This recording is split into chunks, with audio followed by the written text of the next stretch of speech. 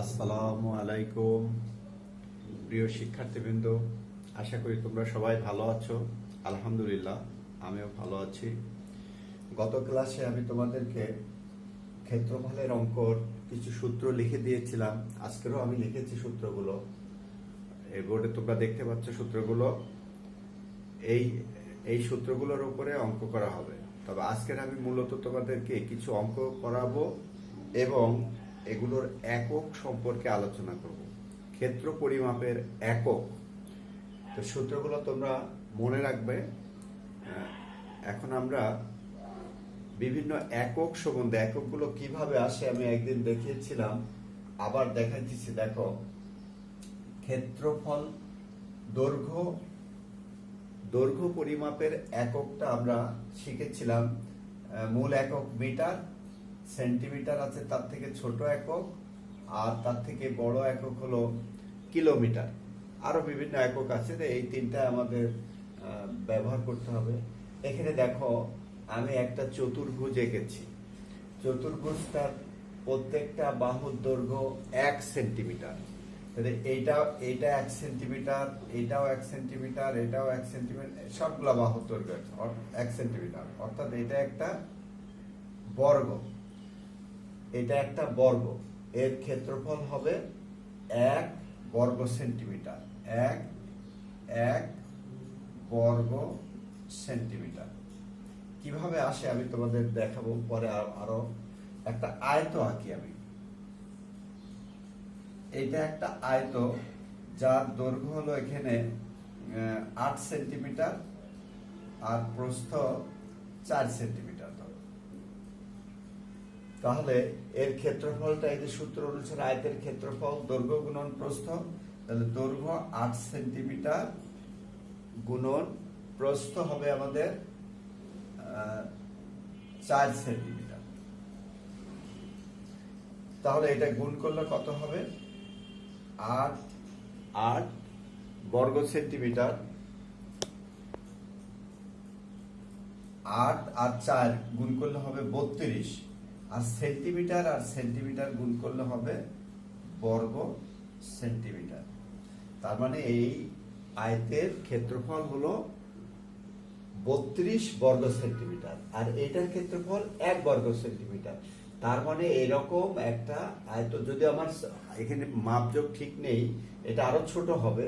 1 centimetre আয়তগুলো অনেক ছোট হবে, এতটুকু হবে, এতটুকু। তো এইটা এরকম, এর ভিতর কয়টা আছে? 32টা আছে। 32টা এরকম নিয়ে এটা গঠিত হয়েছে। অর্থাৎ 1 বর্গ সেন্টিমিটার, এখানে আছে 32টা, আর এর ক্ষেত্রফল কত পেলাম আমরা?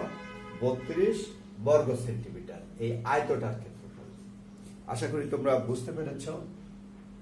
এখন দেখি সামান্তরিকের ক্ষেত্রফল। সামান্তরিকের ক্ষেত্রফল নির্ণয়ের সূত্রগুলো আমরা জেনেছিলাম কিভাবে আসছে, এটাও গত ক্লাসে আলোচনা করা হয়েছে। এই ক্লাসে আবার আমি দেখাচ্ছি সামান্তরিকটা কিভাবে এসেছে। এইটা হলো সামান্তরিক, যার বিপরীত বাহুগুলো সমান ও সমান্তরাল। এই বাহু সমান, এই বাহু সমান ও সমান্তরাল। তা আমরা আয়তের মাধ্যমে আমাদের করতে হবে। এই বাহুটা একটু বাড়াই দিয়ে এর উপর যদি এখান থেকে একটা লম্ব টানি, তাহলে এইটা হবে এর একটা উচ্চতা। এখান থেকে যদি এর উপরে একটা লম্ব টানি, এই অর্থাৎ এই আয়ত এখানে যতটুকু বাদ পড়েছে এখানে ততটুকু যোগ হয়েছে। এটা যদি মনে করো 8 সেন্টিমিটার হয়, আর এটা যদি 6 সেন্টিমিটার হয়, তাহলে এই উচ্চতাটা, এই আয়তের ক্ষেত্রফল, এখানে হলো এই সামান্তরিকের ভূমি 8 সেন্টিমিটার, এই আয়তের ভূমিও 8 সেন্টিমিটার। সামান্তরিকের উচ্চতাও এটা, আয়তের উচ্চতা এইটা। আয়তের উচ্চতা হলো এই 1 বাহু দৈর্ঘ্য গুণন প্রস্থ, এটা প্রস্থটা এর উচ্চতা। আর সামান্তরিকের ক্ষেত্রে যেহেতু তির্যক বাহু, এখানে আয়তও একটা সামান্তরিক, কিন্তু এই সামান্তরিকের ক্ষেত্রে যেহেতু এটা তির্যক বাহু, তাই আমরা এর উপর একটা উচ্চতা এঁকে নিলাম। তো সেই ক্ষেত্রে এটার হলো, আর এই নিচের আনুভূমিক রেখা, অর্থাৎ ভূমির সমান্তরালে যে রেখাটা থাকে তাকে আমরা ভূমি বলতেছি। তাহলে সামান্তরিকের ক্ষেত্রফল আমরা দেখতেছি। সামান্তরিকের ক্ষেত্রফল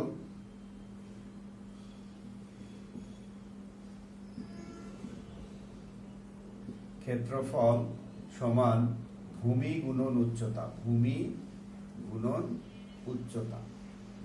আসলে এটা এই দৈর্ঘ্য গুণন প্রস্থ, আয়তক্ষেত্রের বেলা এটা দৈর্ঘ্য গুণন প্রস্থ, কিন্তু এই সামান্তরিকের বেলা ভূমি গুণন উচ্চতা। আয়তক্ষেত্রের এখানে যতটুকু ছেড়েছি এখানে ততটুকু নিয়েছি, নিয়ে এটা হয়েছে 8 সেন্টিমিটার, আর এটা আগের থেকে 8 সেন্টিমিটার ছিল, আর এর উচ্চতাটা 6 সেন্টিমিটার। উচ্চতাটা এখানে হলো দৈর্ঘ্য। তাহলে এই সূত্র আর এই সূত্র আসলে একই। তাহলে এখন ভূমিটা আমাদের কত? 8 সেন্টিমিটার, আর উচ্চতাটা কত? 6 সেন্টিমিটার। তাহলে ক্ষেত্রফল হলো কত? 6 8 48 বর্গ সেন্টিমিটার। এইভাবে আমরা আয়তক্ষেত্র, শুধু রম্ব সামান্তরিকে না, রম্বসের ক্ষেত্রফল আমরা এইভাবে বের করতে পারি একই সূত্র দিয়ে। তোমরা জানো রম্বসের একটা বিশেষ ধরনের চতুর্ভুজে সামান্তরিক যার বাহুগুলো সব সমান। এখন এটাকেও আমরা ওই রকম বর্ধিত করে যদি দেই, এটা বর্ধিত করে দেই, তাহলে এটা বর্গের মতো হয়ে যায়। কি বর্গের মতো হয়ে গেলেও আমরা দেখব যে এখানে এটা হবে ভূমি, এটা উচ্চতা। ঠিক এই সূত্রের মতোই এখানকার সূত্র প্রয়োগ করেও আমরা বর্গের সামান্তরিকের রম্বসের ক্ষেত্রফল বের করতে পারবো। আশা করি তোমরা বুঝতে পেরেছ। বাকি আছে আমাদের ত্রিভুজের ক্ষেত্রফল। এখন একটা ত্রিভুজ আমি আঁকি। দেখো, ত্রিভুজ বিভিন্ন রকমের ত্রিভুজ আকৃতি হতে পারে। এটা একটা সমকোণী ত্রিভুজ। এটার ভূমি, এটা মনে করো 5 সেন্টিমিটার, আর উচ্চতা এটা 4 সেন্টিমিটার। যেহেতু এটা সমকোণী ত্রিভুজ, তাহলে সমকোণ সংলগ্ন এই বাহুটা, এটাই হবে এখানে উচ্চতা। তাহলে এই ত্রিভুজের ক্ষেত্রফল কিভাবে বের করেছি আমরা? এই সূত্র অনুসারে বসাই দেব, ভূমি গুণন উচ্চতা ভাগ 2। তাহলে ভূমি আমাদের কত? এখানে 5 সেন্টিমিটার, উচ্চতা আমাদের কত? 4 সেন্টিমিটার। একে ভাগ করব 2 দিয়ে, অর্থাৎ 4 5 20 বর্গ সেন্টিমিটার ভাগ 2 সমান 10 বর্গ সেন্টিমিটার।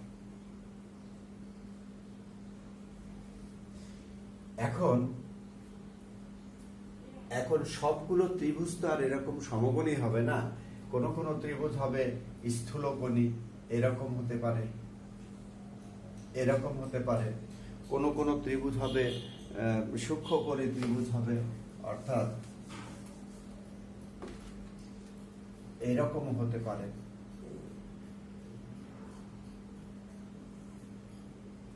এখন ত্রিভুজ যেরকমই হোক না কেন, ত্রিভুজের ক্ষেত্রফল নির্ণয়ের সূত্র এটাই। এখন এই ত্রিভুজের উচ্চতা পাবো কোথা থেকে? এই ত্রিভুজের বা উচ্চতা পাবো কোথা থেকে? উচ্চতা হয় দেওয়া থাকবে, বা আসলে উচ্চতাটা আমি বোঝানোর সুবিধার্থে তোমাদের একে দেখাচ্ছি। এই ত্রিভুজের উচ্চতা হবে এইটা, আর এই ত্রিভুজের উচ্চতা হবে এখান থেকে এর উপর লম্ব অঙ্কন করলে যে লম্ব হবে সেটাই উচ্চতা।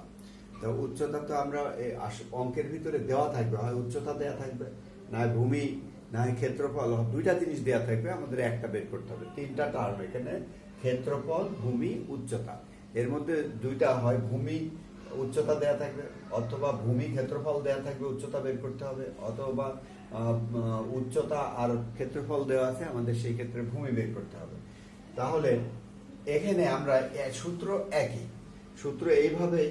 এটা যদি আমাদের 4 সেন্টিমিটার হয়, আর এই পুরাটা যদি 5 সেন্টিমিটার হয়, সূত্র একই। এখানেও 4 সেন্টিমিটার, এখানে 5 সেন্টিমিটার যদি হয়, একই সূত্রে একই ক্ষেত্রফল হবে। আশা করি তোমরা বুঝতে পেরেছ। আমরা পরবর্তীতে আমরা একক সম্বন্ধে আরেকটু আলোচনা করতে হবে। আমাদের সবসময় তো বর্গ সেন্টিমিটার একক ব্যবহার করব না। আমরা এর থেকে বড় একক বর্গমিটার, তার থেকে বড় একক এওর, তার থেকে বড় একক হেক্টর বা বর্গ কিলোমিটার।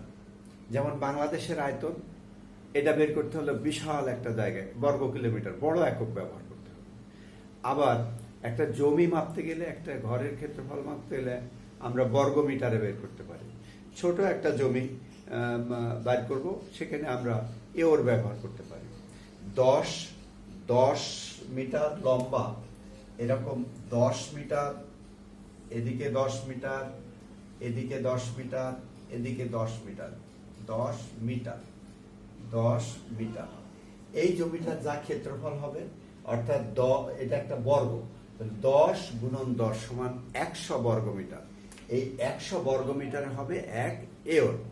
আমাদের জমা মাপতে আমরা এই বর্গমিটার এককটা ব্যবহার করতে পারি। আবার তোমরা হেক্টর শব্দটা শুনে থাকবে। যদি এখানে 10 মিটার না হয়ে, এখানে 10 মিটার না হয়ে যদি 1 মিটার হয়, অর্থাৎ 1 হেক্টোমিটার, 100 মিটার, 100 মিটার সমান আমরা জানি 1 হেক্টোমিটার, এত মিটার, এখানে 100 মিটার, এত মিটার যদি হয়, তাহলে এর ক্ষেত্রফল হবে 100 গুণন 100, 100 মিটার গুণন 100 মিটার। এখানে যদি মিটার না লেখা থাকতো, আমরা 100 মিটারে 1 হেক্টোমিটার লেখা থাকে, এখানে 1 হেক্টোমিটার, এখানে 1 হেক্টোমিটার, এরকম যদি থাকে তাহলে এই একই জিনিস হবে। অর্থাৎ এখানে 10,000, 4টা শূন্য, 10,000 বর্গ মিটার সমান 1 হেক্টর। অর্থাৎ যদি এখানে 100 মিটার না থেকে এখানে 1 হেক্টোমিটার, এখানে 1 হেক্টোমিটার, তাহলে এটাকে 1 বর্গ হেক্টোমিটার না বলে আমরা ওটাকে বলি 1 হেক্টর। তাহলে 1 হেক্টর সমান কত বর্গ মিটার? 10,000 বর্গ মিটার। জিনিসটা খেয়াল রাখবে তোমরা, তোমাদের সরাসরি অঙ্কে আসে, সংক্ষিপ্ত প্রশ্নে যখন এখানে লেখা আছে 1 হেক্টর সমান কত এওর, 1 হেক্টর সমান, তাহলে যেহেতু এখানে 10,000 আর 1 এওর মানে 1 এওর একটু আগে দেখালাম 100 বর্গ মিটার, তো 100 থেকে ভাগ করলে 100 পাওয়া যাবে। অর্থাৎ 100 এওরে হয় 1 হেক্টর, 100 এওরে হয় 1 হেক্টর।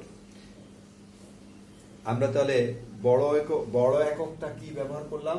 বর্গ কিলোমিটার।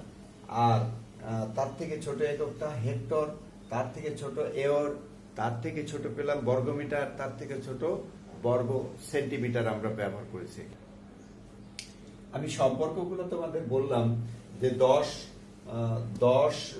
100 গুণ করে বড়, 1 হেক্টর সমান 100 এওর, আবার 1 এওর সমান 100 বর্গমিটার। তাহলে কত হেক্টরে 1 বর্গ কিলো, এর পরের বড় এককটা হলো বর্গ কিলোমিটার। এখানে 100 বর্গ কিলোমিটারে 100 হেক্টরে 1 বর্গ কিলোমিটার। দুঃখিত বন্ধুরা, আমার হঠাৎ করে একটা কল এসে গেছিল, একজন গার্জিয়ান কল দিয়েছিল, এই জন্য আমি ক্লাসটা ভালোভাবে শেষ করতে পারলাম না। যাই হোক, তোমরা একক সম্বন্ধে আমি বোঝাইলাম এবং সূত্রগুলোর প্রয়োগ কিভাবে করতে হয় সেগুলো দেখালাম। তোমরা এগুলো প্র্যাকটিস করবে। তোমাদের বইতে অনেকগুলো অঙ্ক দেওয়া আছে, ছোট ছোট অঙ্ক দেওয়া আছে, এই অঙ্কগুলো তোমরা করবে। তোমাদের বাড়ির কাজ থাকলো এই যে সামান্তরিকগুলোর ক্ষেত্রফল নির্ণয় করো, 126 পৃষ্ঠায় দেখো 4টা অঙ্ক দেওয়া আছে, ভূমি, উচ্চতা, এগুলো দেওয়া আছে। এই 4টা অঙ্ক তোমরা প্র্যাকটিস করো। ত্রিভুজের অঙ্কও কিছু দেওয়া আছে। যাই হোক, তোমরা এই 4টা আগে প্র্যাকটিস করো, এগুলো তোমাদের বাড়ির কাজ থাকলো। আর একটা কথা, তোমাদের পরীক্ষা আগামী মাসের 10 তারিখে অনুষ্ঠিত হবে, অর্থাৎ অক্টোবরের 10 তারিখে তোমাদের পরীক্ষা অনুষ্ঠিত হবে। পরীক্ষাটা তোমরা বাসায় বসে দিবে। আমরা 8 তারিখে তোমাদের গার্ডিয়ান ডেকে আমরা প্রশ্ন ও খাতা দিয়ে দেব একবারে। এই প্রশ্ন ও খাতা নিয়ে তোমরা বাসায়, তোমাদের অভিভাবকরা পরীক্ষা নেবে, গোপনীয়তা রক্ষা করেই পরীক্ষা নিতে হবে, সেইভাবে নির্দেশনা দেওয়া থাকবে। প্রশ্ন দেওয়ার সময় হয়তো প্রিন্সিপাল স্যার কথা বলবেন। 8 তারিখে সকাল 8টা থেকে 10টা পর্যন্ত অভিভাবকদেরকে এসে প্রশ্ন নিয়ে যেতে হবে, আর সেই প্রশ্ন দিয়ে তোমরা নিয়ে বাসায় পরীক্ষা দেবে। খামের ভিতরে প্রশ্ন দেয়া থাকবে, সেইভাবে নিয়ে যাবে, ভালোভাবে পরীক্ষা দিবে, তার মধ্যে প্রিপারেশন নিবে। আর আরেকটা কথা, তোমাদের সিলেবাসটা আমি জানাই দিতেছি, সবাই খেয়াল রাখবে। সব পরীক্ষার সব ক্লাসের দ্বিতীয় টিউটোরিয়ালের যে সিলেবাসটা ছিল সেই সিলেবাসের উপর প্রশ্ন করা হবে। আমি আবার বলতেছি, সব ক্লাসের, অর্থাৎ শিশু থেকে পঞ্চম শ্রেণী পর্যন্ত সব ক্লাসের পরীক্ষা হবে দ্বিতীয় টিউটোরিয়াল পরীক্ষায় যে সিলেবাস ছিল সেই সিলেবাস অনুসারে। দ্বিতীয় টিউটোরিয়াল, প্রথম সাময়িকের পরে দ্বিতীয় টিউটোরিয়ালের সিলেবাস দেওয়া আছে। আমি সিলেবাস বইটা তোমাদেরকে একটু দেখিয়ে দেই। সিলেবাস এ করে দেখো, এই যে আমার হাত আছে, এখানে দেখো, এখানে দ্বিতীয় টিউটোরিয়াল আছে। এই দ্বিতীয় টিউটোরিয়াল প্রথম সাময়িকের পরে দ্বিতীয় টিউটোরিয়াল, এই দ্বিতীয় টিউটোরিয়ালের যে সিলেবাসটা আছে, এখানে সিলেবাস আছে অনেক বড়। ভগ্নাংশ, দশমিক ভগ্নাংশ, গড়, শতকরা, পরিমাপ, জ্যামিতি, চতুর্ভুজ ও বৃত্ত, এগুলো সম্বন্ধে তোমাদের পরীক্ষা নেওয়া হবে। আগামী ক্লাসে আমি তোমাদের এই অধ্যায়ের অন্য আরো যে প্রশ্নগুলো আছে সেগুলো করালে মোটামুটি এই অধ্যায়টা শেষ হয়ে যাবে। আবার প্রথম থেকে আমরা রিভাইজ দেব ইনশাল্লাহ আগামী ক্লাসে। সেই পর্যন্ত সকলে সুস্থ থেকো, সকলে নিয়ম মাফিক পড়ালেখা করো এবং স্বাস্থ্যবিধি মেনে চলবে। আমার জন্য দোয়া করো। আজকের এই পর্যন্তই। আল্লাহ হাফেজ।